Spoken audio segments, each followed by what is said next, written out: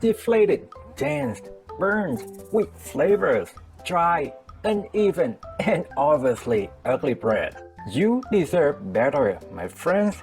This textbook banana bread corrects all those issues, and so simple, it takes just 5 minutes of your time. First, tips and tricks. Banana and other popular fruits like apple and pear produce ethylene gas, which hastens the ripening process. So if your bananas have not really ripened yet, keep them in a brown paper bag or Ziploc bag and place in a warm spot for a couple of days. To ensure moistness and rich flavor, we need a lot of bananas, but that requires appropriate lifting to avoid dense, deflated bread. Well, some recipes add extra sugar to cover up the bad taste of too much baking powder, but I think bread shouldn't be as sweet as a cake with extra calories, right? Now, the best solution is using 1 teaspoon of baking powder and 1 teaspoon of baking soda. It works because baking soda is 3 to 4 times stronger than baking powder. Oh, and don't forget to add a little bit of vinegar for acidity to activate the power of baking soda. If you don't want flour spattering everywhere when mixing, the easiest way to handle this is manually mixing just for a few seconds to wet the dry ingredients before running the machine. Walnuts and pecans add rich texture and make banana bread a good choice for breakfast with their healthy protein. Now, instead of chopping them with a knife, I find it easier by smashing them with a textured side of a meat tenderizer. Here, I'm using cheap Dollar Tree bag, works just fine. I like to drop some pecans on top, makes it look beautiful, but also to let people know there are nuts present. So, don't sue me if you're allergic to them.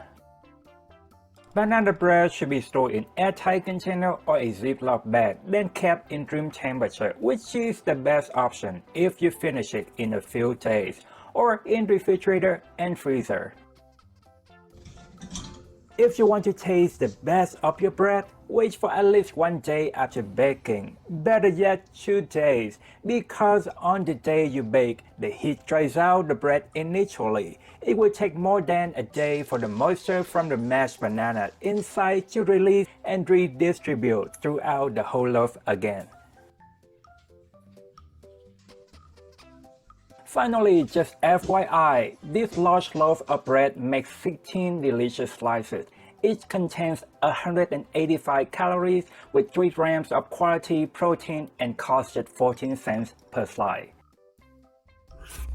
Time to make is super easy, I promise. Step 1. Preheat the oven, set up our station, then grease and flour our bread pan. Simply tap and rotate the pan. Easy as that.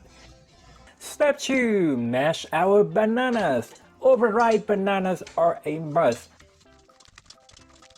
Step 3. Mixing. 1 bowl operation. No need to pre-mix wet and dry separately, and no sifting needed.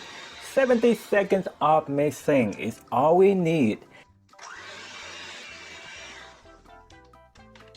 Step 4. Pecans or pecans, whatever you call them, but this step is optional. Simply mix the chopped pecans in.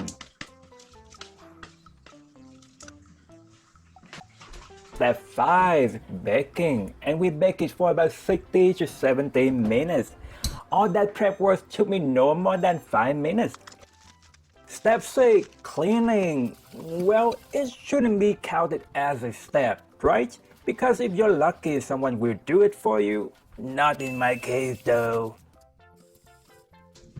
The real step 6. Check if it's done with baking. The test tool should come out clean. I find a thermometer probe does a great job. If it's done with baking, let it cool down before serving or storing. And that's all there is how to make this beautiful loaf of bread. Excuse me, I'm just going to enjoy it myself. My small channel definitely needs your help, so if you enjoyed the video, don't forget to like, subscribe, comment, and sharing. Thanks so much for watching. You have a wonderful, wonderful day. Bye bye.